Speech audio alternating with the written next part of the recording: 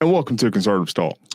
And we have the Roman Special 2.0 today. We sure do. It's, if you haven't yet, go back and watch our Roman Special to where we kind of highlight some of the things that have massively gone wrong in Rome, especially in the Broad Street area, having to deal with the drag queen storytime incident that occurred this past year. In the Rome red light district? Yeah. And so, when you see the Rome red light district that goes on after dark or Rome after dark and those things, we have actually one of the city commissioners as our special guest this week. And Mark Cochran is going to come on and actually kind of talk about, the city commission's stance on these things and how we actually got to some of the issues that we're having right now. At least from his personal perspective anyway. Yeah, and best believe that in the future, we are going to be, in the very near future, we're going to be reaching out to the rest of the city commission and asking them to come on the show and asking their opinion. Yet again. So I guess this is where we kind of get started. Welcome to the Roman Special 2.0.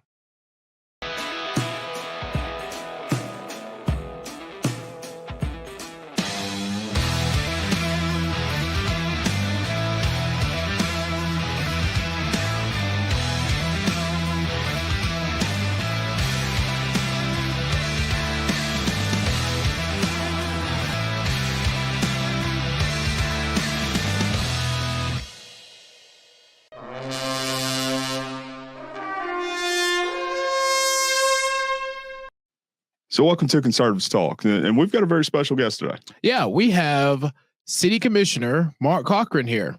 Absolutely. So before we do start this, I do have to do something real fast. I am taking off my my hat that I have with someone I may or may not be affiliated with, and I am putting on my press credentials. These are actually official press credentials, so I am not. I guess you can't say that I'm affiliated with anybody with this. Okay. Well, so let's bring on our, yes, one of and I don't know where my badge is. Of course. So let's bring on our special guest. How are you doing, Mr. Commissioner? Can you hear us? Yes, sir. Yes, sir. Outstanding. I love it. Appreciate y'all having me on. And more than happy to. Yeah.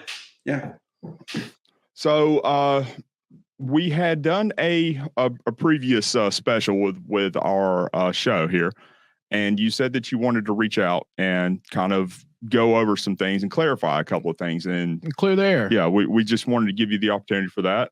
Although I do also want to say that this is something that we will be asking questions about as well, and going through a lot of this stuff, and especially what happened in regard to that City Commission meeting. Yeah, no, that's fantastic. Anything you want to ask? Outstanding. Open book. If I know the answer, I will be glad to give it to you. If not, I'll find it out. I love it. I'll try to.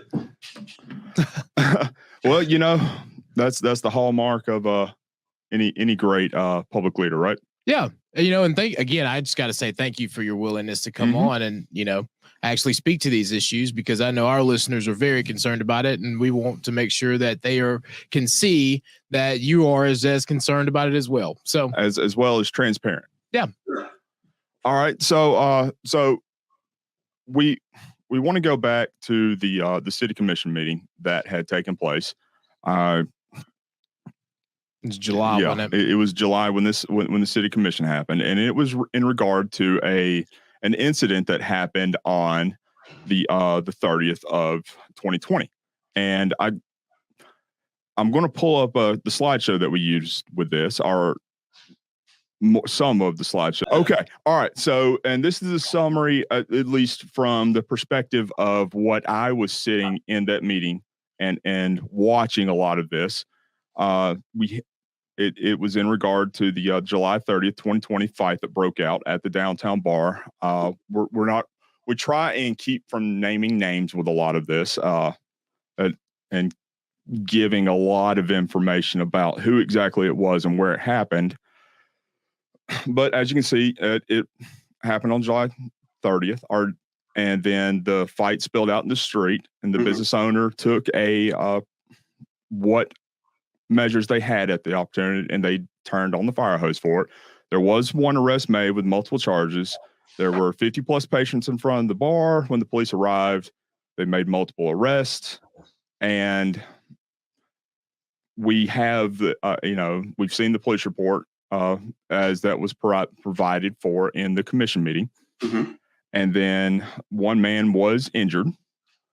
Let's see here. Then it goes on to the business owner was called from the ACC. They had a meeting, and the ACC recommended a 2-week licensure suspension. The city commission then took a little step forward and voted for a 4-week suspension.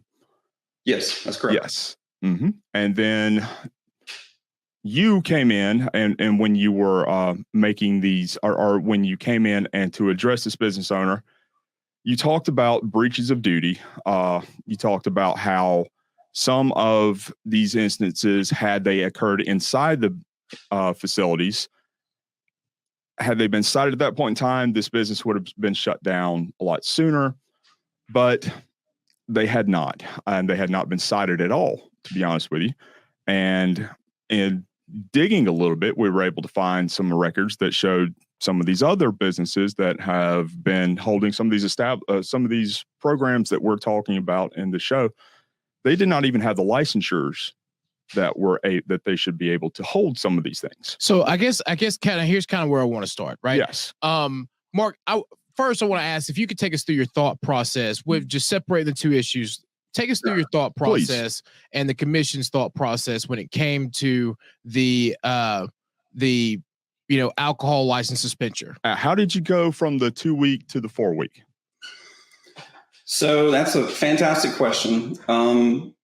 I feel a little uncomfortable speaking for the rest of the commissioners, but I will speak for myself, if that's okay. Please.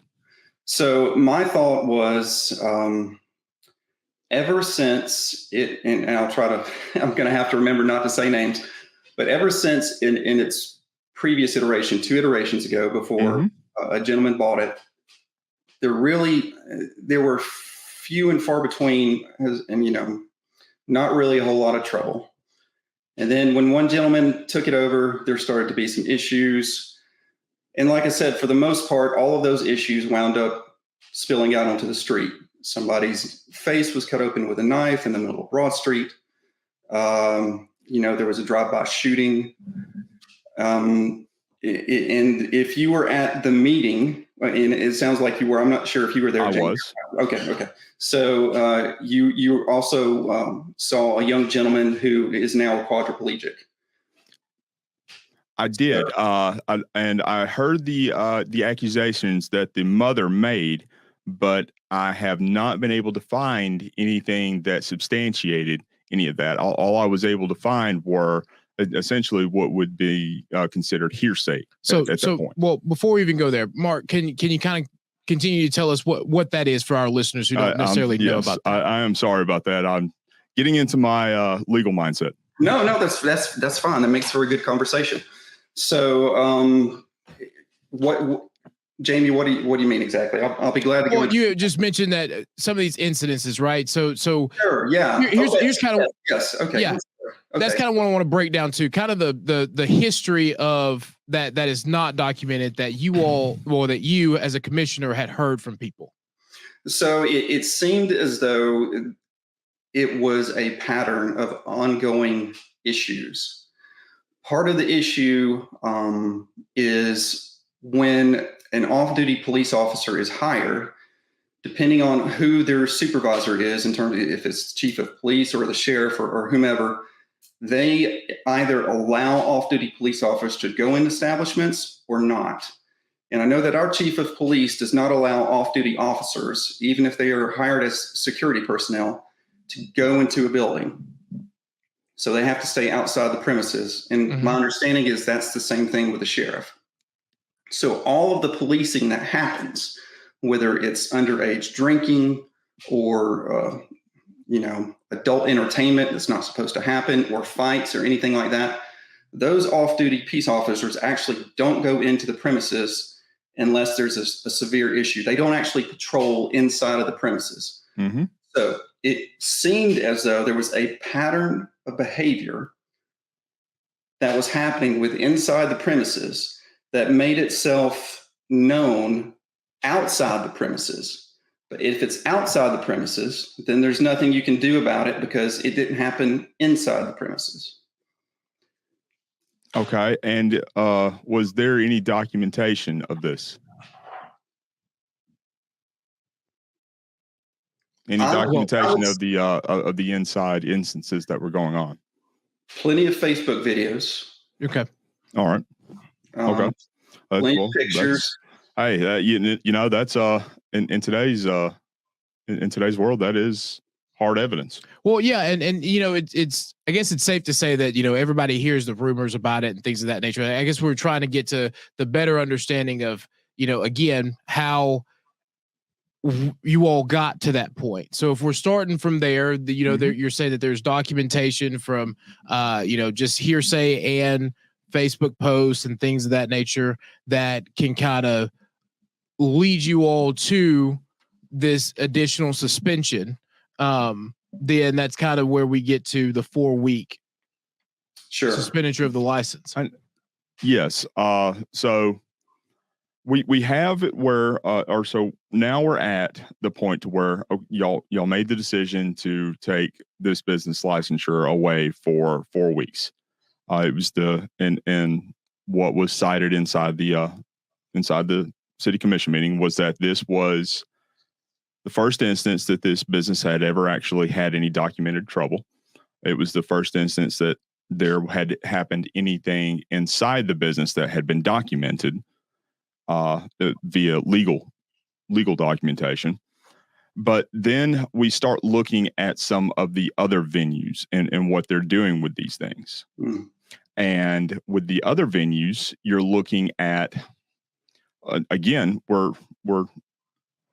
we have stipulated just a moment ago that Facebook is a very substantial piece of evidence as far as the photos that come up on this, because believe it or not, that's actually used more in court now than just almost about anything else for as far as photos for any sort of civil or legal or civil or criminal litigation that goes on. So who would have thought that Facebook or social media would have turned into the court of law, or at least a very depository of evidence. Speaking of that, I think the thing that we're trying to lead to is, you know, there are other businesses that have had similar incidences kind of occur on the Broad Street area.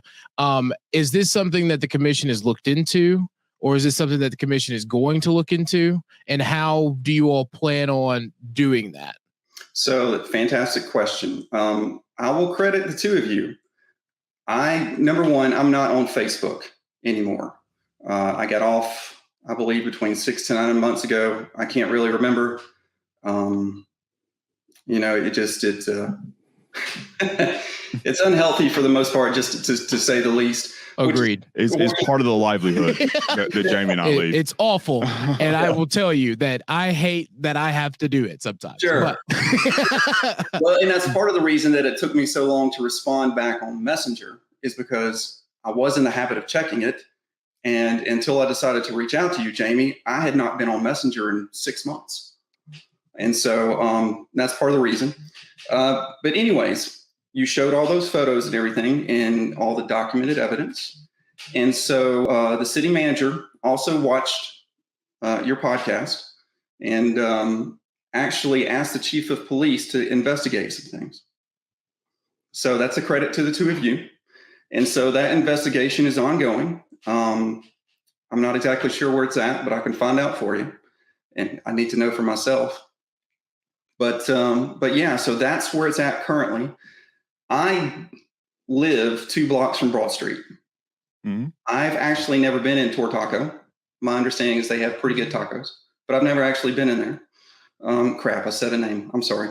Maybe you can bleep that out. Well, in all honesty, the name does come up in some of the documentation in some of the slides in the future, just because it is used as a reference for the evidence to establish that it is. So So we've gone through kind of the summary of what had happened as far as the city commission meeting with that, and we're looking now back at where we go from here at this point, and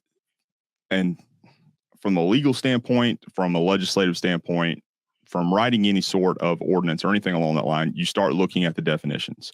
Sure. But before you can get into the definitions, you have to find the purpose and the findings of the reason for the ordinances. You have to find why these ordinances are being written and why these ordinances need to be passed. And for that, we have pulled the purpose and the findings for this. And it says in this ordinances, the purpose of this article is to regulate certain types of businesses, including but not limited to adult entertainment establishments. It goes on to say it is recognized that such establishments is recognized that such regulation cannot de facto approach prohibition. So you can't say outright that you can't have adult entertainment establishments within a city, any sort of city area. Well, just simply because of the fact of the First Amendment issue. And I want to give some background on this in the sense of, usually this is something that you just, I'll put it this way. A lot of times in most cities, they'll have your adult entertainment section on the far outskirts or inside industrial parks where most people, it's not ideal that that's where they want to put it. And I think for all of us, we really want to know and make sure that this isn't something that's going to continue on Broad Street. So that goes into the findings of this. It says, moreover, it is the findings of the commission that public nudity, either partial or total, under certain circumstances, particularly circumstances related to the sale and consumption of alcoholic beverages, tends to create undesirable community conditions. That's correct. An acceleration. Yes. Mm-hmm. An acceleration of community blight by the concentration of such establishments in particular areas. Therefore, the limitation of new conduct in establishments licensed to sell alcoholic beverages is in the public welfare and is a matter of governmental interest and a concern to prevent undesirable community conditions. So, Mark, here's our real question. Seeing all this information, seeing what's going on, I know we talked about an investigation, but we've seen kind of a change in the city commission. We and I think our listeners really want to know, what are you guys doing? What's going on? How are you feeling about this? Talk us through how something like this could even get a proclamation or a permit. And I've seen your voting record, so I do know how you vote. So I know that this is not something that you vote towards. Well, so okay. There's a lot to unpack there. So let me start. We're gonna shut up and let you talk. Yes. Okay. Not that y'all have to show it up. I didn't mean that, but oh no, not at all. So I am a staunch First Amendment person. I don't know if you recall the last real First Amendment issue, at least the one that I can think of, was the Crush videos. Do you remember those that came in front of the Supreme Court about 8 or 9 years ago? Yes. Alito was the only one to vote against it. Basically, the long of it was there were videos of people crushing kittens to it sexually aroused them, apparently. And everybody thought it was fine in terms of First Amendment, except for Alito. And that very well may be the only First Amendment. I'm still torn about that one. But I understand why the other 8 voted for it, because at the end of the day, it's just better to leave it alone, because who wants somebody deciding who can say what? And so if you decide that, that crushing kitten for the love of everything holy is a First Amendment protected, and then that gets into art. Well, dance is an expression of art. And so my guess is, I wasn't here for when this particular ordinance was passed, but my guess is that's why the protected rights of those establishments exist, because the dancing that happens there is in fact an art form, if I had to guess. The City Commission, as any other commission, is made up of a diverse group of people who have varying political beliefs along, any number of issues. And even though I would say the closer you get to the state and the federal level, the more defined we get in our positions, and it's just difficult to have a defined ideological position at the local level, because potholes typically don't have an R or a D beside their name. You just want to fix the pothole. Like I said, I don't know if the other city commissioners knew about what was going on at the establishments. My guess is they didn't. The city manager did not know. I certainly did not know. And when the pictures showed up on your podcast, I was taken aback by it, and just as concerned as anybody else. So even though we do have ordinances that say that adult entertainment is protected in some instances as a First Amendment right, we also have the ability to zone out things and license things that we don't particularly care for. And I would say probably to the person on the city commission, the last thing that we want is to be perceived as a unfriendly family city that would rather tilt towards adult entertainment than family-friendly fun.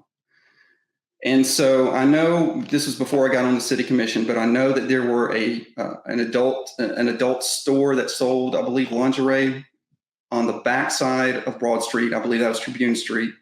Yes. And it raised a whole bunch of issues. And so I believe now that to have an adult entertainment store or an adult entertainment establishment, regardless of the zoning, you have to ask for something called a special use permit. So even if you want one, and even if it's allowed by zoning, it's not actually allowed by right in the zoning. So you still have to come in front of the board of commissioners and the planning commission and ask for a special use permit to have one of those things. Now, I certainly can't speak for anybody else. And when it comes to zoning cases, we are judge and jury, so we can't prejudge anything. Because we have to hear the evidence. But, that was put in place for a reason. And it's because, as it was spelled out in the ordinance, when you have alcohol and you have adult entertainment, statistically speaking, there's a likelihood that something bad is going to happen. It's not inevitable, and it's not 100%. But more likely than not, over the life of that establishment, something undesirable is going to happen. And so at the end of the day, I think that's where we landed at. And I think that's why the city manager asked for the investigation. And like I said, at present, I'm not sure where that is. I do know it has been asked for. I have seen the letter that the city manager sent to the chief of police asking for it. But I'll be glad to find out for you and update you. I'd like to know more, because, we heard from, again, we showed a video of a gentleman who spoke at the city commission that day, trying to address some of these issues. And it's my understanding from him that he has also reached out to law enforcement and others and kind of push for that. And so I'd like to see where both of these have gone, because this is something that, and the timeline behind both of them. Yeah, because here's the thing: the timing of this, the timing of the investigation, we and our listeners really feel that we need to know kind of where this is at. This is something that we don't want to see happen again. And look, no one's having an issue with the Pride Parade. This is something that Justin and I both talk about. This has happened for years, but it just seems like this one year, all of a sudden, they wanted to incorporate this element of a kid-friendly zone. And then we have images, and we're going to show some of those in just a second. Sure. Images of things that happen in a public park. And I think that's what the uproar was about. Oh, I know that's what the uproar was about, but I think the real crux of the issue was the fact of it felt like we had no one standing up for this. And so do you know of any future plans for this to go on again? Or if this comes before you all again, what you or the other commissions may decide, or if you all have even talked about it?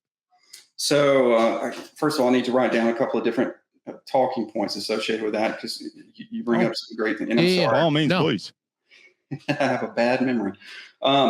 All right. So the first one is the PFLAG event. You know, if they want to have an event at a city park, they are welcome to, in my opinion. I have my religious beliefs, and those religious beliefs obviously influence. I would be foolish to say that they do not influence the way that I see the world. But when it comes once again to First Amendment, I'm very particular to build a wall around that one particular issue, because if that issue falls, all the other amendments are useless. So when it comes to wanting an event, that's fine. In my personal opinion, the drag queen show for kids stepped over the line.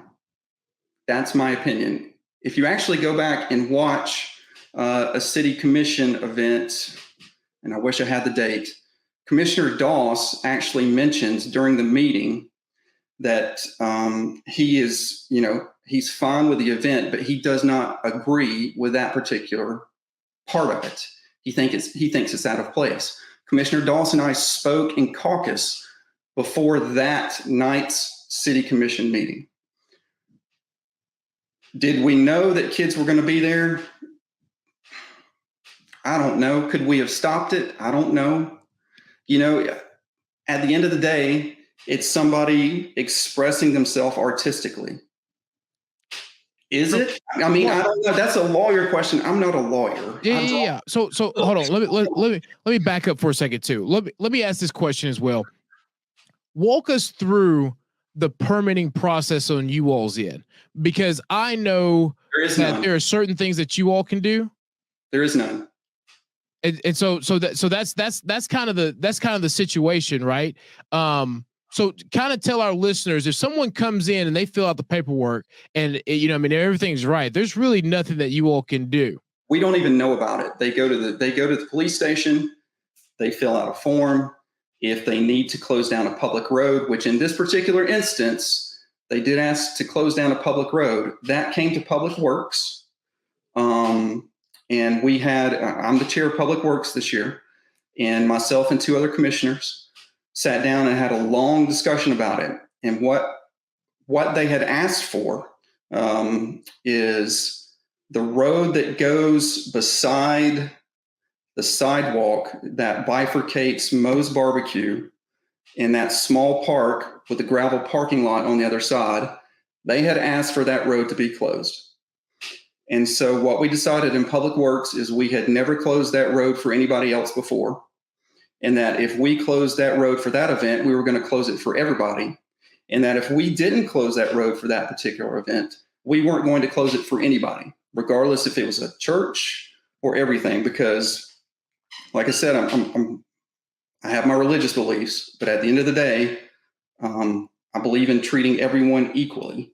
If the KKK came and asked to shut down that road, obviously we would not let them. If the Jehovah's Witnesses came and asked to shut down that road, we would not let them. If Rotary came and asked to shut down that road, we would not let them. So what goes for one goes for all. We're going to treat everybody the same. In terms of knowing what people are going to protest, knowing what people are going to celebrate, know what people are going to apply for a permit and to stand out and hold up signs or honk horns or do whatever they want to, we don't know about any of that. That's strictly handled through the police department. And the main reason it's handled through the police department is if they have to actually hire a police officer to shut down a road or watch traffic or do something like that, or there could be a public, safety hazard for the participants, like a parade, for example. So we have to shut down the road and the police have to kind of escort them down the road. Other than that, the city commission has no say as to who protests or celebrates what. We can speak our piece about it, but we can't shut it down. And I don't think we should be able to, quite frankly. Now, that leads us to the issue of what if there are particular parts of an event that cross the line? That's something I think we're going to revisit in the future, because obviously from the videos that we've seen, that I've seen, my opinion is that one crossed the line. The sex toy, the sex toy booth absolutely crossed. That was ludicrous. We had no idea. Maybe we should have, but we don't get a list of vendors or who are going to be there. We have no idea who's going to be there. We have no idea what they're going to be displaying. But that was lewd and indecent. At a minimum, that was lewd and indecent.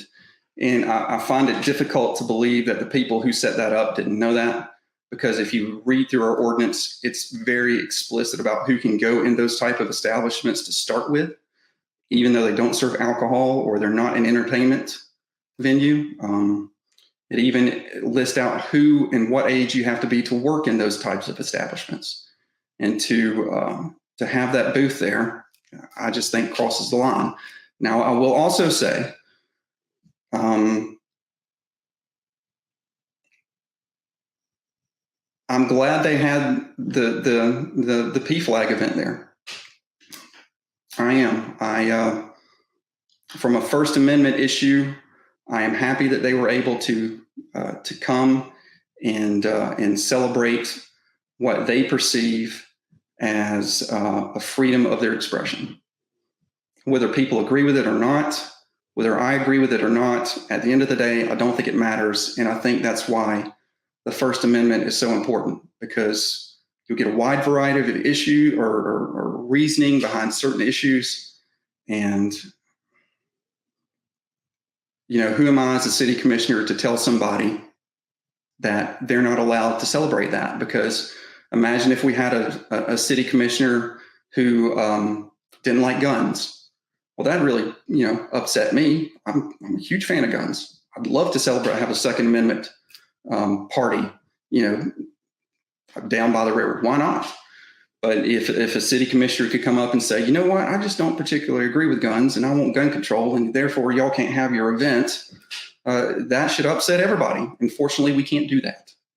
So regardless of what it is, we can't shut it down. We don't even get asked permission about what we think about it. So that's kind of where that stands. I hope that answered your questions. It was long and circuitous, but I got what you're saying there, and I do appreciate that. I'm going to bring the slideshow back up real fast, and what we're looking at here are announcements and advertisements from some of the events that were going on. And if we look at the far right-hand corner of this is the announcement for what was going on with the Pride lineup for the PFLAG event. This was the one that was dubbed the family-friendly event, the one that they had the kids zone at, the one that they really pushed to get a lot of attention towards. And it was done so by the same organizations and the groups that had pushed these 18 and older events. And just even looking at the advertisement just for this event, that right there, if those were women that were dressed like this, that would not have been allowed at all. And I think at all. And one of the other things that you were saying, as far as not being able to keep this from happening, that's actually that's legally speaking, that's incorrect. And there are Supreme Court cases that actually allow for cities to determine what are known as city welfare and community welfare events. If it does not align with what the city or the community would be, what they perceive as being in their own interest or as at large beneficial, they do have that right to limit that, because there had been a topless parade that had been organized for the city of Chicago. Mm-hmm. It was ultimately shut down by the city commission because it went against what that city was trying to do. And that's actually within the past, I want to say less than 10 years ago. So there are legal ramifications or legal processes that can allow for this to be or that can allow for this to be stopped with that. And I don't expect y'all to know, like you said, you're not a lawyer. You're not in the, and I'm by no means at all saying that the city attorney had this, because absolutely nobody had any idea that it was going to get to the level that it did. And I think that's that. So here's the other thing too, right? No one is trying to make that like, no, this is to us, this is not covert bigotry, right? And I want to make that very clear, right? We all feel that one was pulled over our eyes. And that I feel like that's myself, other individuals included, business owners, because I don't think anyone would have had a problem with the Pride event minus the drag queen story time. And I think that's the message that we tried to get across, but that's just something that we felt was, you know, not, I don't want to say overlooked, but I think was taken advantage of by this organization. Because if that was left out of this entire thing, I think it would have been, no one would have said anything and they would have had a blowout event. Well, outside of the involving the kids and that's what I mean. Yes, that's what I mean. Is, you know what I mean? Like, I don't know. It's really disgruntling, right? Because I have a lot of friends in that community. I have a lot of people who I associate with, who, you know what I mean, got upset at me because of the fact of it was just, you know, they felt that I was attacking them directly, regardless of the fact that I said, you know, this is something that we feel children should be left out of. And now we feel that you have pulled a wool over our eyes. And I'm upset because if you'd have just taken this one element out, then none of this would have happened. And now look what you've done. Now you have put yourselves, your freedom and everything else in jeopardy because of, for what? Oh yeah. And I agree. And again, I'm going to bring the slideshow back up here and I want to show this one off real fast. And I actually do think they may have, like I said, pulled the wool over y'all's eyes with this type of thing, because when they made and these came from a FOIA request as far as what was presented to y'all as what would be going on that day. There is no mention of the fact that there would be sex toys on display. Sure. There is no mention that there would be any sort of public indecency. And there was no mention that adult entertainment licensure would have been needed, of which we have shown that under the city ordinances, under county law, under state law, and in some cases even under federal law, that would have been required in order for this to have proceeded. And that's kind of what made me more upset than anything, is because I cannot tell you how irate I was when you see that video of that child like putting the dollar on stage. Okay. Because to me, I feel that our values as a community were attacked in this entire thing. And I just, yeah, and I'm sure you've seen it by now, but just for the sake of our viewers, I do want to show this real fast, just to allow folks to be able to see what we're talking about here.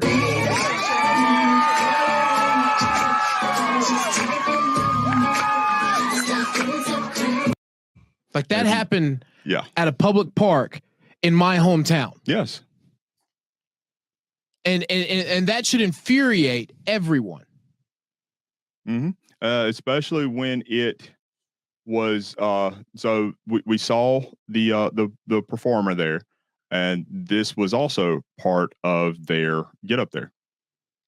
As you can see, that violates city ordinances, that violates state ordinances, that violates just about every level of legal protection on up until the federal level. And I think that, so not to put words in his mouth, but I think to something that Mark was saying earlier was that there isn't a process right now for the city commission to do this, but this is to stop something in the permitting process. But correct me if I'm wrong, this is something that y'all are looking at to where y'all can remove elements of a permit or elements of a organization that tries to come in. Well, there are, but again, this is something that it would be a constitutional law and a U.S. Supreme Court decisions that would. I understand. Be I want to hear his answer. I understand that. No, it's. I would say this: it has not been, that particular issue has not been brought up in an official capacity in a public meeting.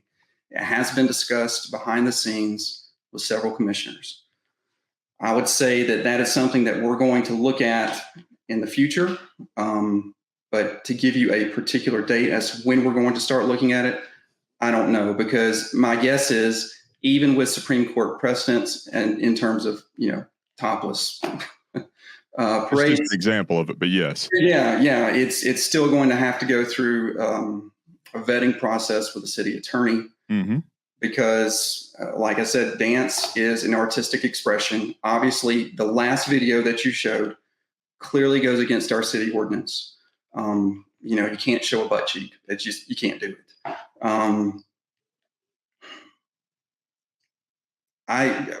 It will be discussed. What the outcome of that discussion will be, I don't know. But just know that there are city commissioners who are concerned about it going forward. And I know that sounds wishy-washy and a very politician answer. And if I could answer for the other 8 of them, I would. But from my seat, I want to look at it. And do I want to see that again? No, not particularly. It has its place, but not there. Now, the first video you showed is, I believe that video goes on to show a kid going up and slipping $1. Yes. Throwing $1 on stage. Okay. Mm-hmm. So up until that point, is it lewd? I'm not an attorney. I don't know. It looks like somebody wearing a 2-piece bikini. Can you see that at the beach? Yes, you can. Are they typically frolicking around and dancing? No, they're not. Are they doing it for entertainment purposes? No, they're not. It appeared to be it was clearly for an entertainment purpose. It's troublesome that it was strictly supposed to be directed towards kids. Yes. I don't know where that will land First Amendment wise. I mean, because if you go back to the Crush video for the cat, right? I mean, that's the breadth and depth of the First Amendment that we're talking about dealing with here, right? I mean, they allow videos showing people crushing kittens for sexual pleasure. Mm-hmm. And so I'm not an attorney. Do I want to see it again? No. If it's up to me, will it be allowed again? No. Will the People Flag event continue? Absolutely. I respect their ability and desire to celebrate or protest anything that they would like to, or anybody's ability to celebrate or protest anything that they would like to. But that, in my opinion, crosses the line. I think it goes against our city ordinances, especially when the kid tipped. Obviously, that was inappropriate. Showing butt cheeks was clearly inappropriate. I haven't watched any other videos of that event than what I've seen on your podcast. But I imagine there's a whole, probably hours and hours of it on social media. Yeah. I mean, all of this we were able to pull from social media. Mm-hmm. Yeah. So honestly, what I'm having trouble with is separating somebody's First Amendment right to express themselves with clearly wanting to not sexualize our children. Right? I mean, I have 2 young sons. I don't want them, overtly sexualized before they're ready. That's my decision as a parent when that happens. And when somebody throws that up in somebody's face and you can't protect your kids from it, then you do feel violated. And as you said, Jamie, that's happening in my hometown. It's like, yeah, that's not cool. The posters, I'm not an active participant in that community. I didn't know about the posters. I had not seen them. I'm not sure where they were posted. I'm sure there were lots of people who had seen them, but I hadn't seen those posters. Well, they were also on billboards across downtown. Yeah, they were downtown. Yeah. They're everywhere. They have them at the Tour Taco. Like if you pass by Tour Taco, they're there. They had them. I don't want to say right there above Verizon. Yeah, the spot above Verizon. There's a certain candidate running for office. They were near that area as well, and different things of that nature downtown. Mm-hmm. Okay, I'll keep a lookout for them. I mean, not that we can. I know, and that's you can't regulate content, right? I get that, but that's kind of You can't regulate content.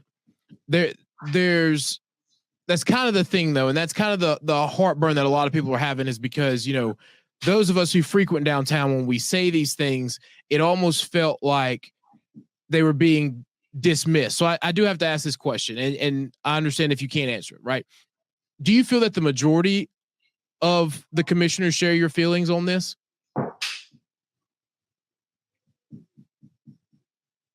I don't know.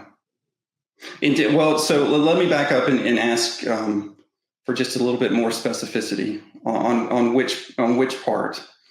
On the part of the, we'll just say the drag queen story time. I would say it's not unanimous. Okay. I would say it's not unanimous. Okay. What about the licensure requirements for the adult entertainment establishments that is unanimous? That is unanimous. Okay, because and I don't feel the need to pull the video up now, given what we just heard with the unanimous consent there with that, because again, we have shown that these things are that these events that are going on that we're clearly see and we're able to define and show the videos or the photos and define what's not only in the ordinance, but seeing given what's in the videos, given the medical determinations and where these anatomical areas are per the ordinances and the violations that we're seeing within the against the ordinances. Yeah, and you know, I guess that goes back to my whole thing about these, you know, again, if adults want to do whatever adults want to do, I have no problem with it, right? Absolutely. So when they start involving as long as they have the proper licensure for it. Yeah, and so that goes. That's a perfect point, right? When the things that went on at both establishments, they had an alcohol license, right? So which is why you have the incidents that had to be pulled for it because they had the proper license. But when you look at Tor Taco, they had these flyers up here for these adult entertainment things. And then once we pushed the issue, they then started to host flyers for Drag Queen Story Time, which was occurred. And they were trying to run these events consecutively. So then they would have Drag Queen Story Time and then basically a strip show right afterwards. And, you know, we have images of, you know, where someone went into one of these events downtown and kind of showed what was going on in Tor Taco. Yeah, well, I'm not going to pull those up because we have established that, you know, what they were saying. Again, they're against it, and I really don't want to go back into them much. But I am going to pull this up real fast because this is something that they had done, what he was referring to. As you can see, they are dubbing this drag queen story time and these drag queen shows as being family friendly, but it's being hosted by the Southern Gilfs. And as you can see, what that the acronym actually means. Sure. And this is the organization that's hosting these events. That they and the are same people. So yes. So you would have the same people who are supposed to be reading the Storytime events, then going and doing these strip teases shortly afterwards. So it's not like different individuals were doing different roles. These are the same people doing the same role, which is what is, you know, again, more another level of disgruntledness. Yes, and I do want to point out, and I'm going to pull this up real fast as well as read off what this says. Again, another part where it seems they are pulling the wool over the city commission's eyes, and this is something that they applied for a special entertainment request. So the establishment, pursuant to request permission to hold special entertainment. They do not currently have an entertainment license, but would like to add that license to their entertainment. That is, in addition to the normally allowed entertainment of disc jockeys, blah, blah, blah. The request specifically at this time is to allow a drag show at this location. They had held one previously, but they did not know that they needed a special entertainment license. And they, in this document that we, again, were able to pull from a FOIA request, says that they promised that it was explained that these events would in no way violate the city of Rome's adult entertainment ordinances, and they are not risque in any manner. So can I ask this question Oh, first? please. Then, so Mark, so walk us through that. So if there is something going on, and then an organization realizes that they have violated the ordinance, and they come through to correct it, what is the process for that on the city commission's end? So any licensing involving alcohol or entertainment is handled through the city clerk's office, but any violations of that go to the Alcohol Control Commission, which previously was under city commission control. So 3 city commissioners would sit on that particular committee and handle that.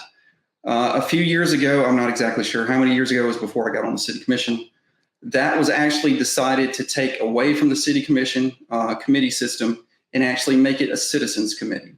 So the Alcohol Control Commission now is a 3-person citizens committee that has a liaison from the city commission. The Alcohol Control Commission, when they have something like the issue that you just showed come up in front of them, they talk about it, they discuss it, and then they will either, slap somebody on the hand, or if any violation is severe enough and punishment needs to be dealt out, then it comes to the city commission for approval, which is why the particular establishment that we had talked about earlier came to the city commission. So, Gotcha. So that, my understanding, that's the process. So y'all don't have to vote to approve the alcohol licensures for establishments within the city as the city commission? Not that I remember. I don't remember voting on any. Now that might be incorrect, but I would remember at least 1 or 2. But my understanding is no, we don't. We only listen to it in case there's a violation of it, because I think that's once again one of those things where we're the judge and the jury, similar to a zoning appeal. Well, and again, this would seem like they violated it, and then they came back to correct it. So this would seem like this would be something that would have gone before y'all. But well, if there was a and again, let's hear him speak. Yes. If there was a penalty laid out, and I don't know if there's a limit to the penalty. And I should know this. I'm not sure if the Alcohol Control Commission has enough authority to dole out so much penalty without having to come back to the city commission. But I would think that they don't. I would think if I would have a hard time believing that a citizens committee can do fines and shut people down, but maybe they can. Maybe all they can do is revoke licenses, which would make sense. But I don't know, because it seems like there would be some kind of judicial process if somebody's going to essentially take something away from you. But like I said, I'm not a lawyer. I should know this, but off the top of my head, I don't. If you were to find out that this is something that maybe needs to be looked at again, because it sounds like to me, and I'm gonna put my bureaucrat hat on for a second, right? Because this is something that a lot of other municipalities are looking at too, to where you have these subcommittees or these citizen boards that come in and to take away some of the process or the long parts of, city commission meetings. If you were to look at this is something that needs to be revised or going back to the old model, is this something that you would look into? I don't believe in. Well, let me say this. I have a difficult time with citizens committees, not because I don't appreciate citizens volunteering their time, but because at the end of the day, I'm the elected representative of the people. If they have a problem with a vote that I take or something like that, they should be able to call me. And so I don't know why the original reasoning behind the ACC was to be put to a citizens committee. I don't know. But my vote would be to bring it back under the city commission, because, if we're going to vote on things like that are substantial, people need to have representation about how they feel. And I feel that across the board, regardless of whether it's public works or public safety or, finance or anything like that, that should come through the city commission, through the elected representatives of the people. Right. So yeah, I'd like to take a look at it for sure. Yeah, you are correct. Y'all are ultimately the the buck stops with y'all when it comes to any of this stuff that goes on. And from what I am hearing, me personally on the ground, and Jamie may be hearing the same things. I can't speak to that, but the crosshairs are on y'all for this because of the fact that this ultimately does fall on y'all's shoulders or with this. One of the things that I also wanted to ask was, if given the chance, given the fact that these organizations that are putting these on and that they are moving forward, that they have essentially, in what would be my opinion, pulled the wool over y'all's eyes and tricked y'all, is there anything that is going to be taken into account once they come before y'all again to receive a licensure, to receive a request permit or a special event permit, anything along that time, because of the fact of their prior engagements and violations? Mm-hmm. Sure. So to that, I would say this is my understanding is this particular issue is similar to somebody wanting to protest or celebrate something. They go to the city clerk. If the city clerk, if they meet X, Y, and Z, and they pay a particular amount of money, then they are given a license. I believe in the adult entertainment ordinance, it spells out, you have to be of good moral character. And I believe that constitutes not having a felony within the past 5 years. If you're less than or more than 5% ownership in an LLC or any kind of business, you have to be of good moral character.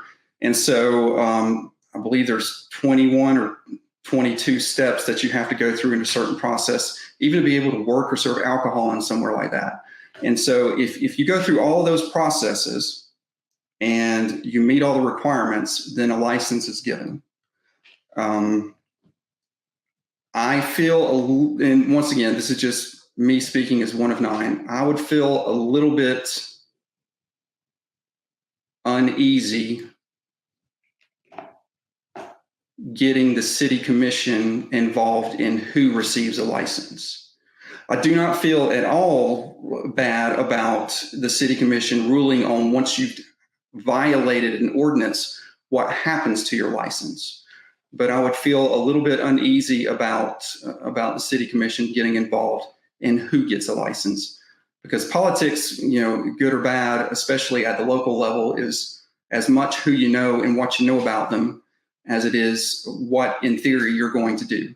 And so if I don't like Joe Schmo, then, and I'll put some pressure on the city clerk, say, by gosh, you better not give him a license, then I need to stay out of that process, I think.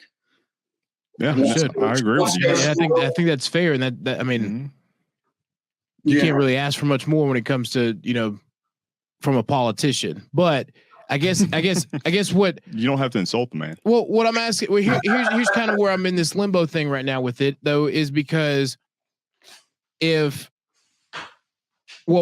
we did say and clarify that there is going to be an investigation for the previous things to look into those things. But if you can't get involved with the licensure part from the beginning, which I feel is a good stance, what happens if they do the same thing again?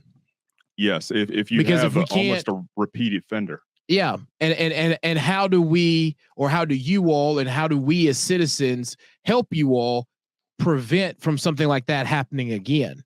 Because through this whole conversation, I'm not seeing anything that can stop them from coming back, doing the same process again.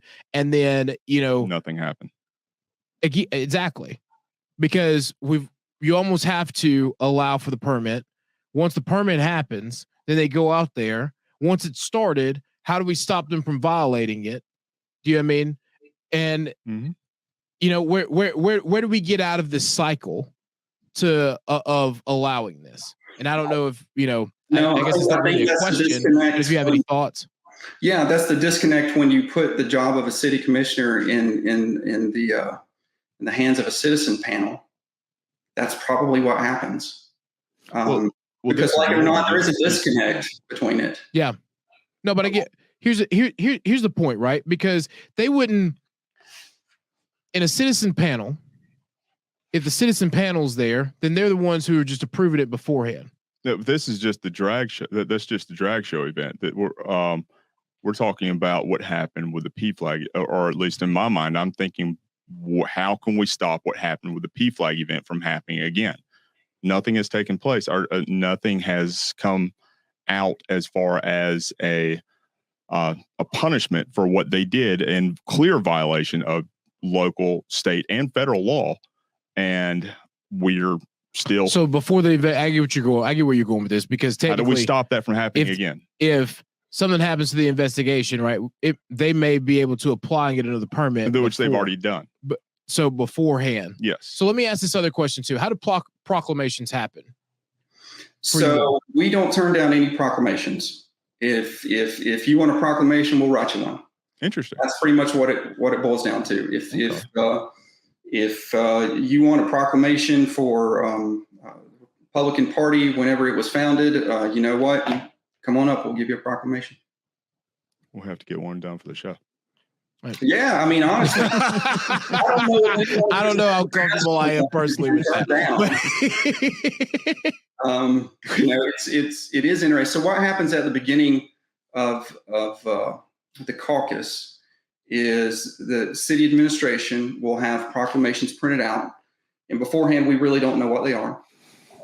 Like I got to last night at the city commission meeting, I gave one out for arts and cultures. I didn't know I was going to do that. But what happens is they're given to the mayor signs them, and then whoever the mayor is doles out who, they ask who wants to speak on this. And sometimes they'll assign it, and sometimes they'll just ask. And so that's what happens when any of them. And I think at the end of the day, that's probably it. That's a double-edged sword, because what happens is, obviously, if the mayor asks you to talk about something or proclaim something that you're not comfortable doing, you can always deny it. But you're still sitting behind the dais, and it's still presented as coming from the body of the city of Rome.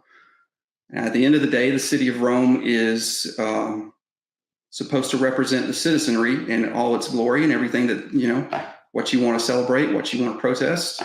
So I don't think it's a bad idea to turn down somebody who wants a proclamation, because as y'all know, politics ebbs and flows.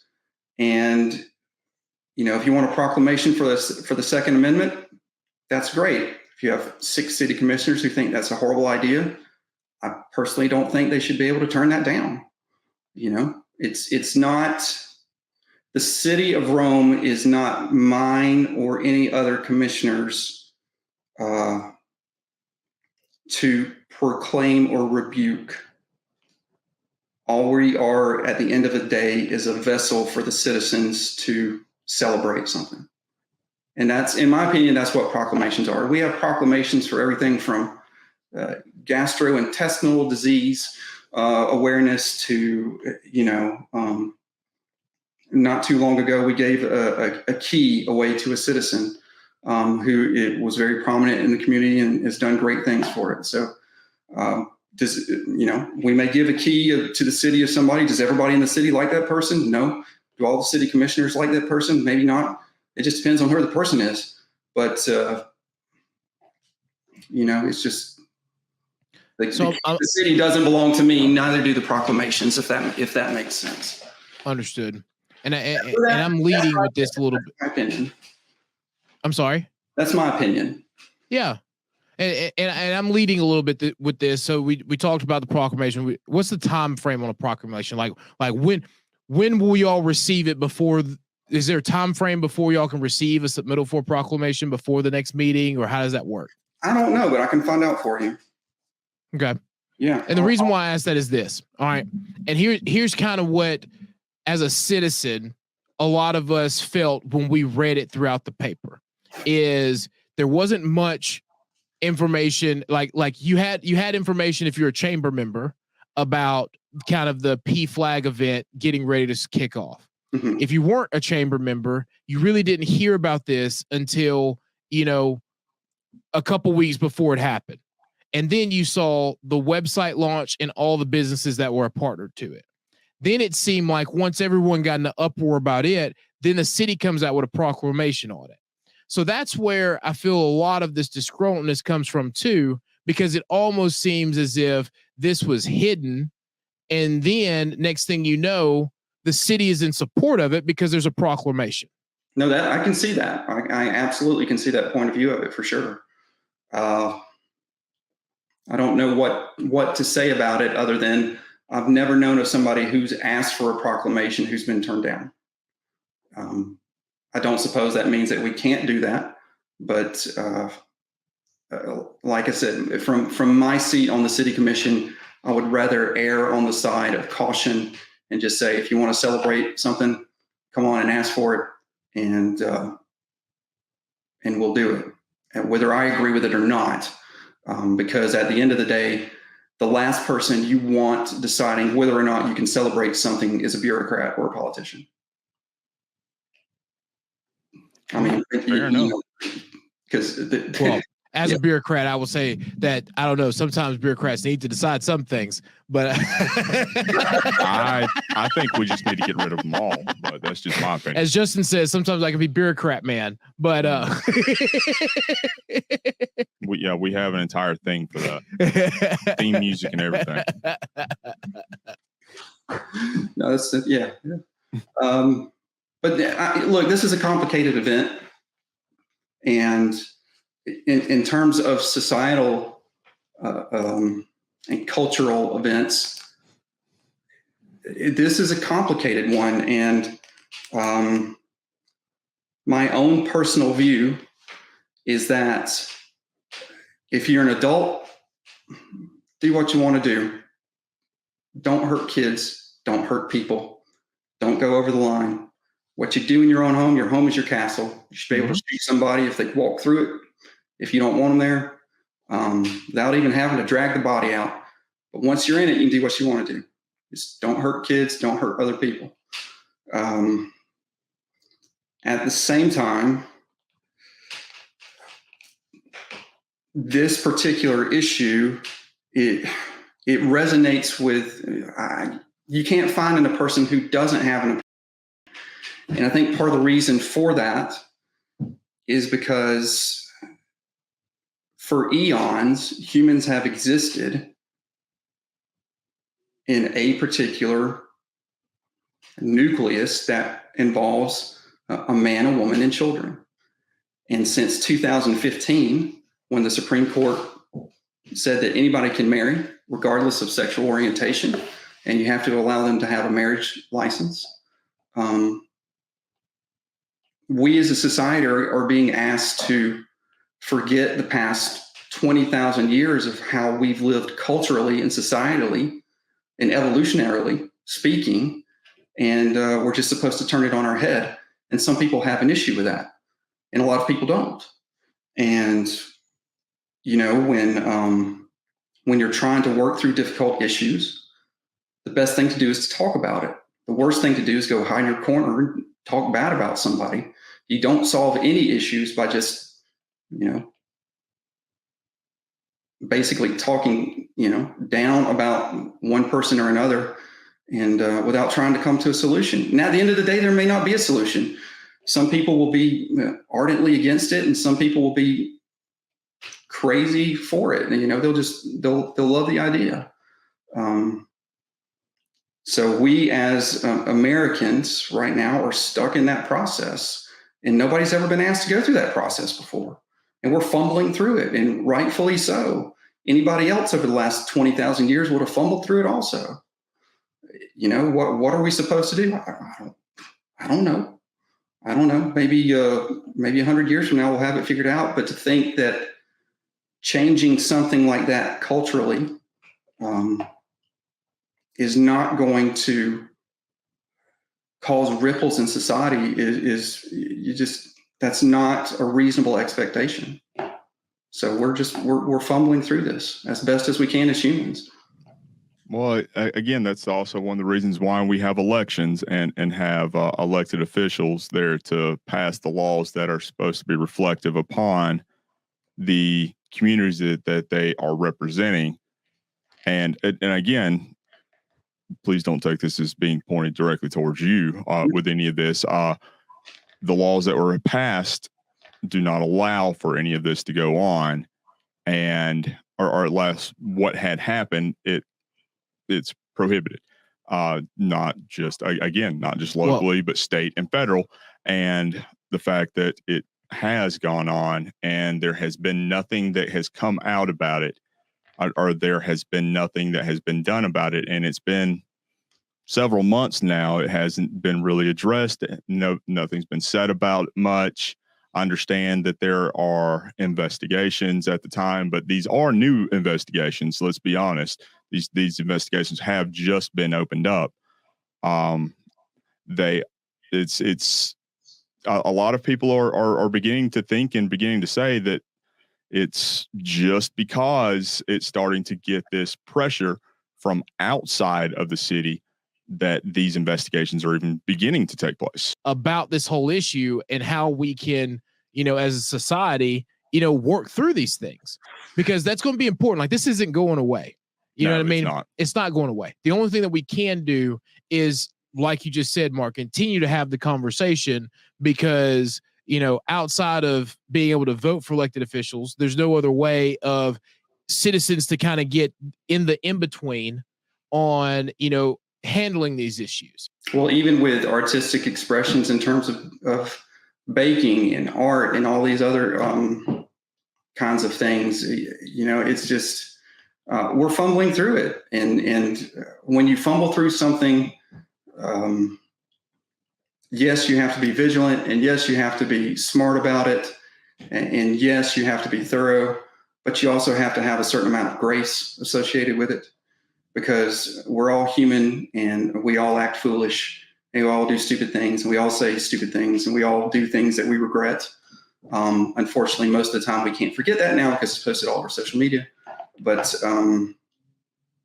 we're just fumbling through it. Now, I will say that I agree with you. Our ordinance is clearly in place. It's clearly in place for a reason. I'll go back to, statistically speaking, when you have alcohol and adult entertainment, regardless of what that adult entertainment is and who its audience is and who it's for, the possibility of issues is exponential. It just is. I mean, that you mix alcohol and things like that, and that's what you get. And our ordinance, I think, clearly lays out that we understand that, and that I think the ordinance tries to walk a tightrope between First Amendment and being smart about the issue. And of course, like I said, we as humans fail. And as city commissioners, I obviously didn't know about these issues, or at least the majority of them, and that's on me. I'll 100% take responsibility for that.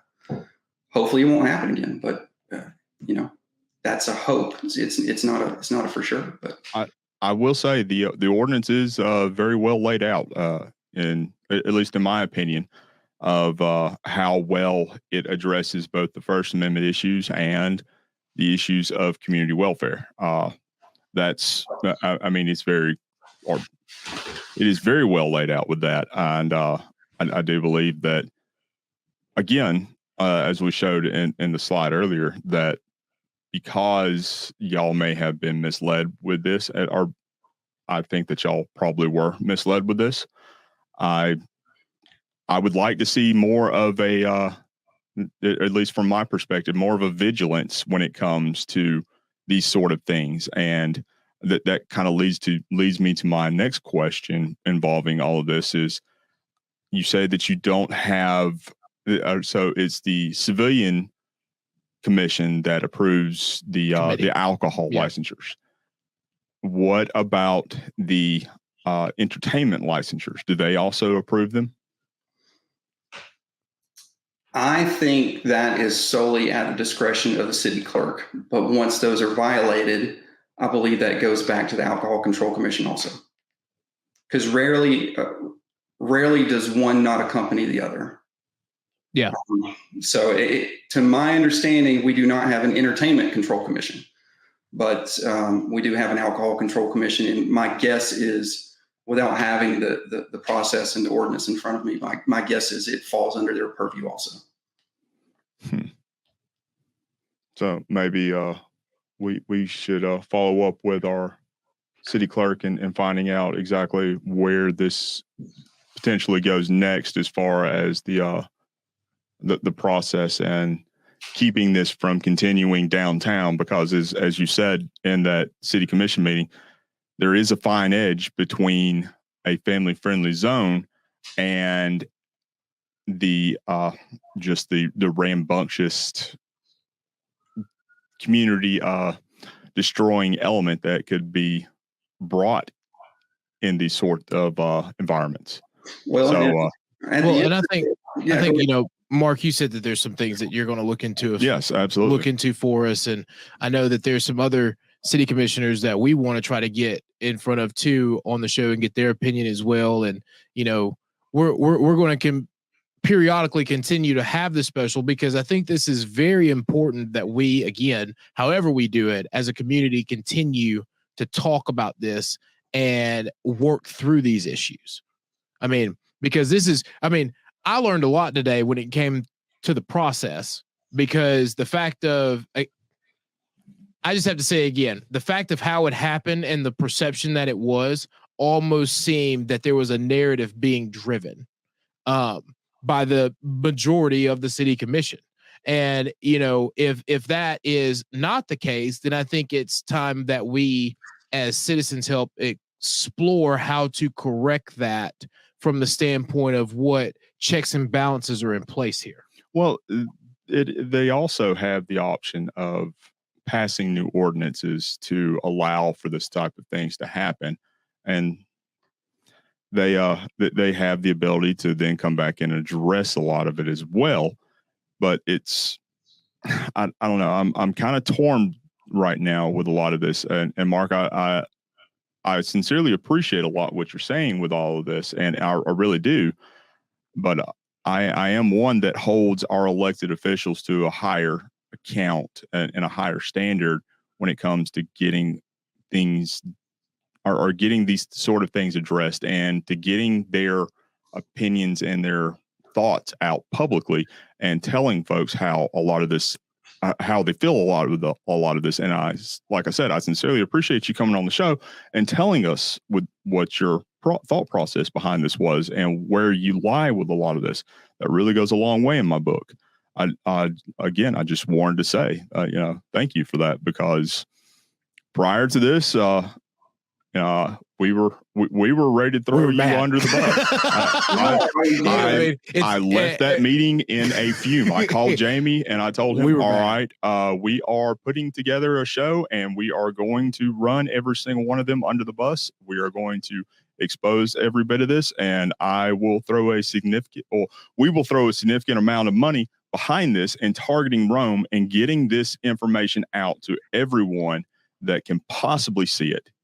And telling them what's going on and what's not being addressed. To give you some kudos, again, because of the fact of, like, you're not the only person we reached out to. You're the only one who answered. Mm-hmm. Okay. You know what I mean? Sure. That speaks volumes about your character and you as a person. Because we talk to people about trying to come on to talk about their thought processes through this, about why they wanted to put on this event, about why even after us reaching out to them, they still decided to try to go ahead with that portion of the Drag Queen Storytime event. Like, I mean, we basically even told them, hey, look, we know people are protesting. I'm willing to put my neck out there and go out there with you if you remove the Drag Queen Storytime. And yet still we were thrown under the bus and so that we're just going to do this anyway. And then this is what happened. Like, this is kudos, honestly, because no one else is doing what you're doing and willing to put their neck out there.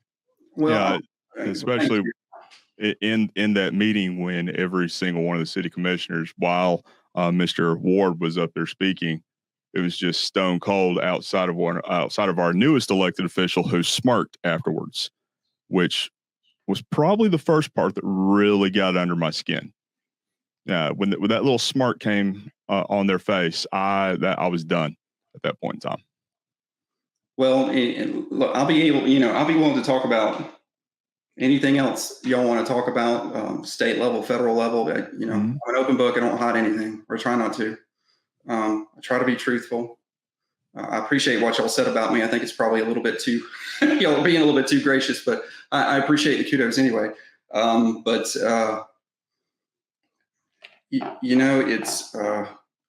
I get a lot of crap for being in the middle, and I will tell you up front, I am in the middle, and I'm not a card-holding party member of either party. I vote for people and their platforms, not a party. And I really believe that at the local level. I think it should be issue-driven. And I know there's a lot of people who disagree with that. And I think I understand the majority of the reason why. It's like when somebody votes for something, it's more easy to understand a platform than a person. Yeah. So if the person, advocates for a platform, then you understand in theory where they're coming at. It's really difficult to do that on a local level, in a municipality level, especially. People think Rome is large. Rome is not that big of a city in terms of these things. And I want people who are Democrats in the city of Rome to be able to feel comfortable calling me and expecting that I will help them out with their issue, just as the same as Republicans. I don't want to feel like off the bat I've alienated anybody, and I get a lot of crap for that. Now, when you get to the state level and the federal level, I have different opinions about things, but especially at the local level, you should be able to look at my voting record and hopefully not tell, if at all, which party I belong to, because I should be able to vote on issues and for people and not party. And I know that upsets people, and I'm willing to deal with the consequences of that. But that's, Well, hey, that's what's raised a lot of eyebrows. You definitely have a lot of people's attention in a good and a negative way, like you were saying, because, people see it. People see like, well, he voted for this way, but he voted for this way. And our listeners tell us that all the time. They were like, is this guy one of us or is he not? Yeah, no, that's fair. I'm a Roman. I'm for the citizens of As Rome. You should be. Yeah. Jamie and I differ a lot with what we believe in. And, we've done episodes in the past about that as well. Yeah. So, it's not like this is just a one voice type of a platform. Yeah. We even have a show called Justin versus Jamie, and we're getting ready for round 2. It's we'll pick 3 issues. He'll pick one, I'll pick one, and then we'll know one that both of us is looking at. And then we'll do kind of like the Mortal Kombat sound effects. Oh yeah. We'll argue our points. So you're not alone in some instances, but I think it's, again, thank you for your time. We're kind of getting close to our time frame, but we just want to say again, thank you. We want to follow up with you pretty soon, maybe in a month or so, and then just try to get some of these answers, and then maybe get you out there some more to our listeners to explain your point of view and what the commission's doing. So let me go over one more time, just so everybody, and we have it on video, so I know. I'm going to get back to y'all about how the proclamation process works. Mm-hmm. And then I'm going to get back to you about if the ACC actually controls entertainment license. Mm-hmm. And then I'm going to get back to you about where we are in the investigation. Is that yes? Does that sound like a good summary? That's it. Yes. Thank y'all for all that you do. Thank you for bringing this issue up, because without your podcast, I would not have known the majority of what I now know about it. So kudos to y'all for doing what journalists should do, and that's exposing things that either politicians willfully choose to ignore or are ignorant about. So kudos to y'all on that, and I appreciate y'all allowing me to come on your platform and talk. And this is it again, not a threat, but we will continue to follow up and press on this and keep it in the eye until something is done about it. Yeah, and I think this is a good start to the conversation as well. So that's good journalists should do. Yeah. All right. Thanks, So, Mark. Mark, I appreciate you coming on, and I do hope that you have a good evening. You too. I appreciate y'all very much. All right. Have a good one. Bye. Bye.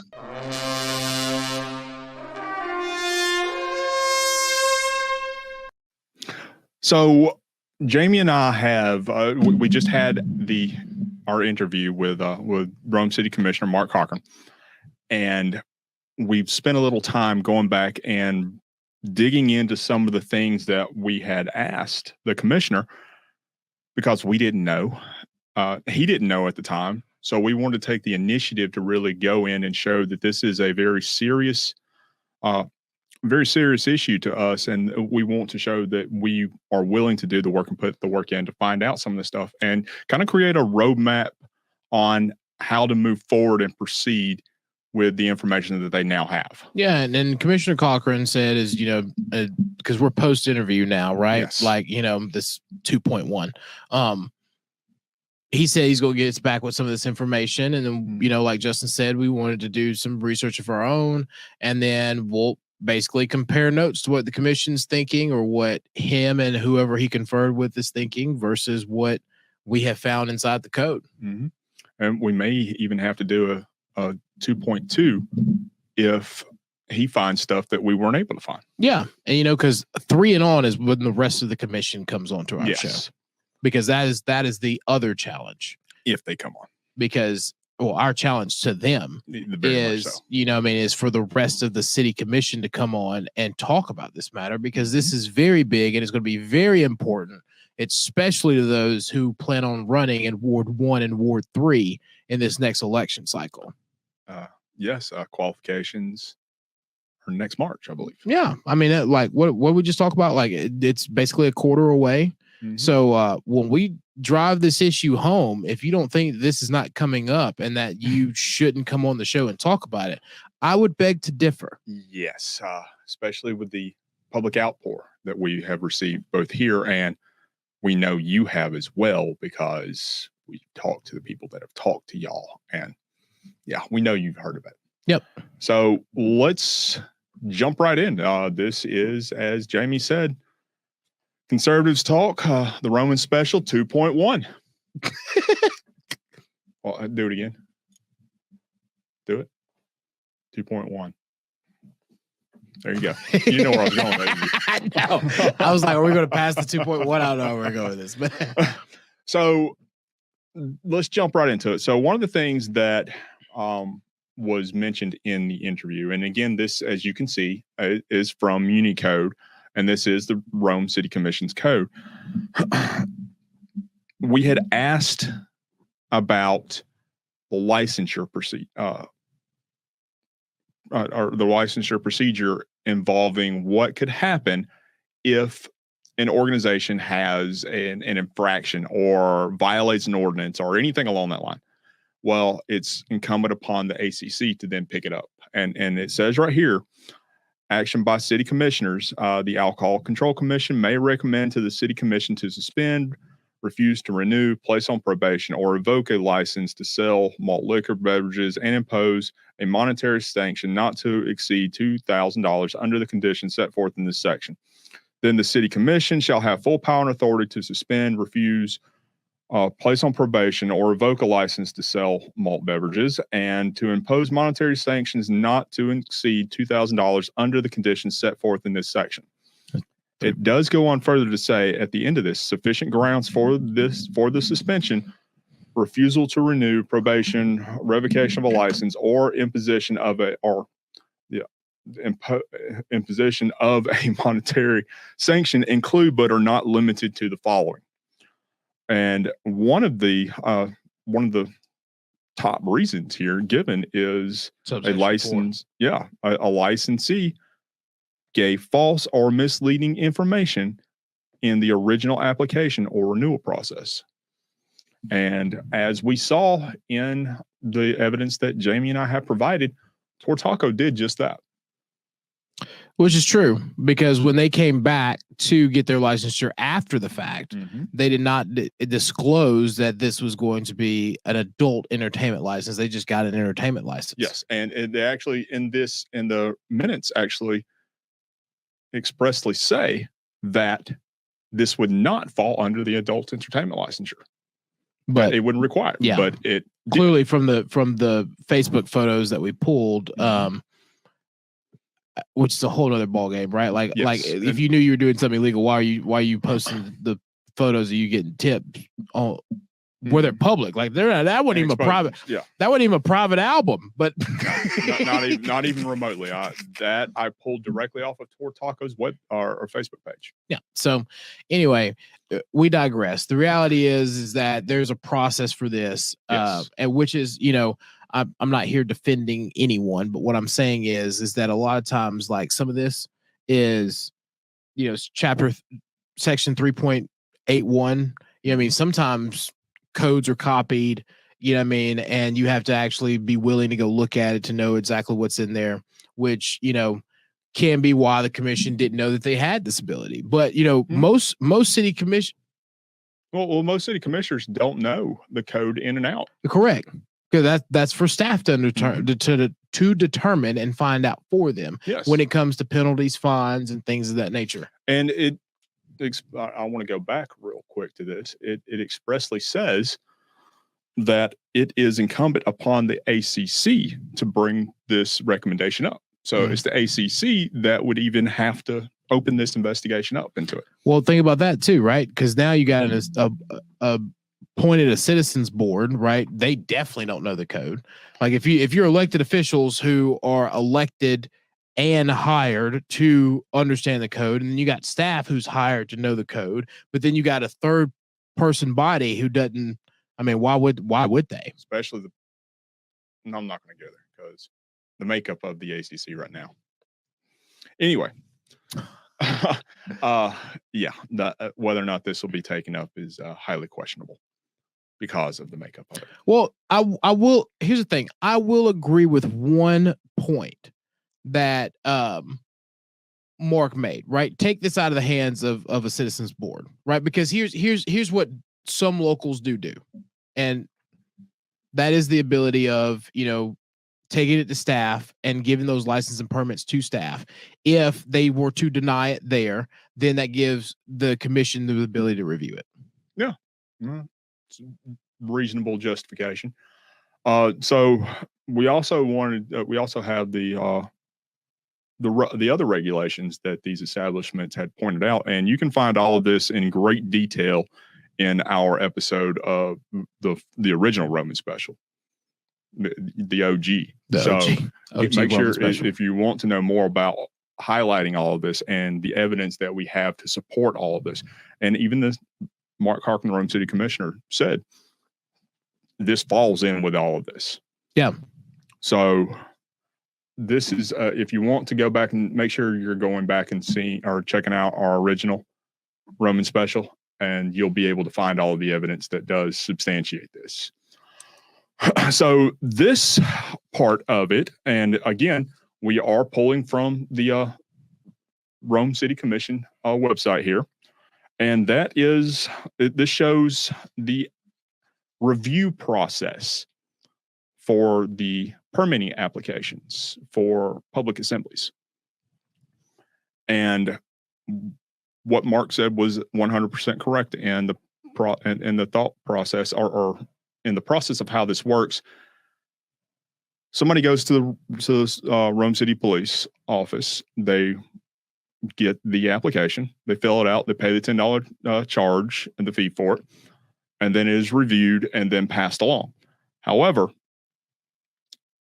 the statute does, or this ordinance does allow for a review process that can ultimately limit the content that can be distributed or taken part in for these public assemblies. And I want to read this real fast. It is the intent of the city of Rome in enacting this division to reasonably regulate only the time, place, and manner of such assemblies, and not to unduly burden, suppress, or regulate the content of a message, of any speech or expressive content contained therein, in furtherance of its intent. So part 3 of this, of kind of the determining factors of all of this, is Nothing above withstanding reasonable accommodation as to time, place, and manner may be required in order for a city to ensure and preserve the rights and liberties of its citizens and the safety, health, and good order of its society. That's where I was talking about during our interview for the community welfare aspect. So the Rome City Police Department or its appointed agent working on its behalf with this does have the ability to say, okay, we saw what happened last time. We're going to take a little bit more time in reconsidering some of this stuff and what can actually go on with what you're wanting to do. Mm-hmm.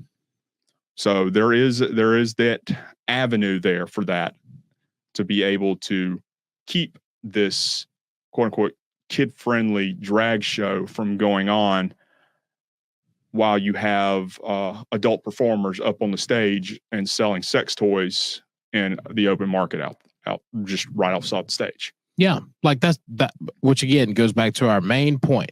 Take kids out of it. Mm-hmm. If you want to do some weird stuff in the park, that's on you. And if it's adults and you got proper permits, no children around, then whatever tickles your fancy, whatever's there. Mm-hmm. You know what I mean? But that's a kind of our whole point through this whole yes, thing. Yeah, it's the fact that you're bringing kids and children into this, and it was promoted as such. And we're just giving the city commission and you know the police department showing them that there's the ability for them to take that element out of it. Exactly. If for whatever reason they did allow for this to go back through, but again, as of right now, it's set to go forward again.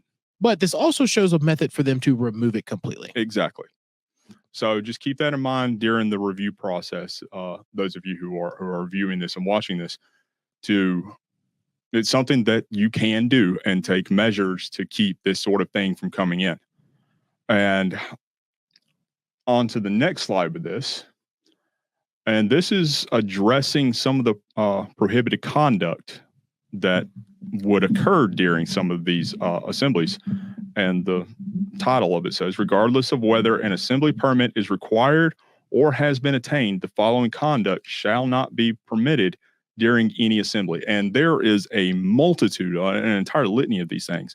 I went through and read them all. And then number 8 really jumped out to me. It said, no person engaging in, participating in, conducting, attending, or observing an assembly shall violate any federal, state, or local law or ordinance, of which we saw the entire gamut of that being violated within this event. So again, if you need justification, it is right there in front of you in the Rome City ordinances. So moving forward with that, something that kind of, I jumped out to me a little bit because I thought this was interesting, and that this is the general penalty for and continuing violations, judging fines and potential imprisonment for violating the conduct of these assemblies. I mean, you can be imprisoned, and I'm not going to read all of this, but you can be in prison for up to 90 days and be ordered to pay a fine of $2,000 by a magistrate judge. But that would also require the local law enforcement to press charges and to prosecute this. Yeah. Which it would be incumbent upon them in order to move forward on that. Yeah.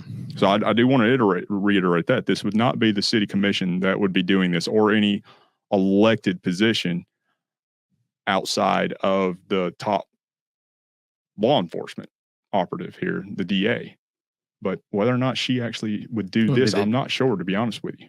Well, I don't know about with the DA. It might just be the police chief. Yeah, because that would be, that's a county level elected position versus you know what I mean, like it has to be something major for the DA to kind of step involved with it. Absolutely. But Rome City Police could look into this, similar to the other thing that Mark was going to follow up with. This was some form of investigation of why certain elements were there.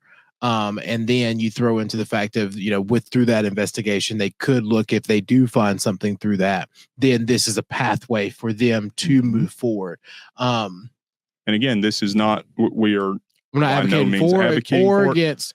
This is We're just giving you the information. This is just the information right out of Municode, Mhm. which is a very valuable resource that I think that every citizen should be able to access. Oh, absolutely. Well, they do access it, but every citizen should be aware of it so that they do go and access it.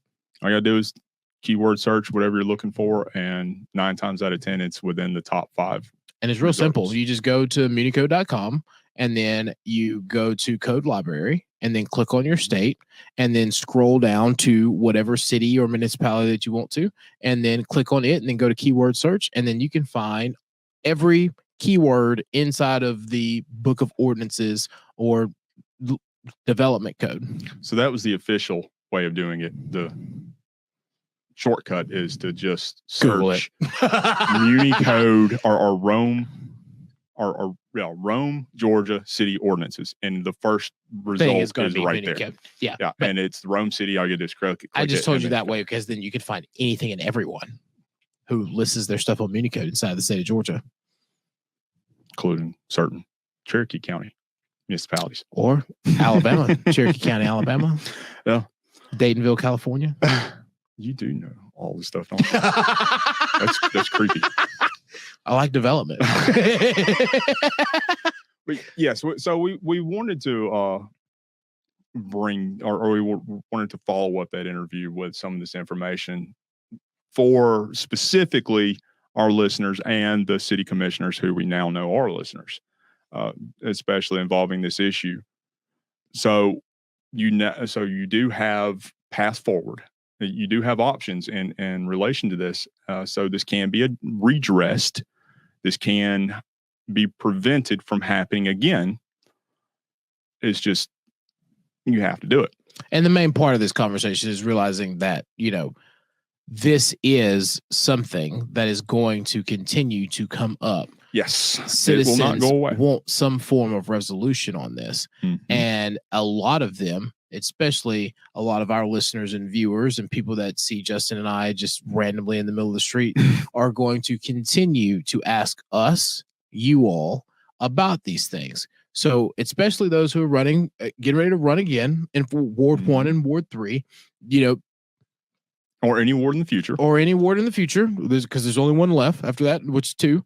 Can't leave them out. This is something that's segregationist. I'm just saying, I still kind of don't understand why, like 1 and 3 run together, then 2 run separately. Like, there's a better way of doing this. Anyway, we'll figure that out later. There's more to come. But yeah, so this is like we said, it's the post-interview follow-up and allowing us to give some of the research that we were able to find after the interview and answer some of the questions that both Jamie and I had, as well as Rome City Commissioner Mark Cochran, and giving a path forward and keeping a lot of this stuff from coming back in. Yep. But as always, every great thing in life does inevitably come to an end, and we have reached that point in this show. So as always, this is Conservatives Talk with the Roman Special, and keep an eye out for part 3, part 4, and just part 9. Just hopefully. So you're aware, we're getting ready to reach out to the rest of the city commissioners, some of them again, and get them on this show as well. We're going to continue this Roman Special until this issue is resolved. You have our word. And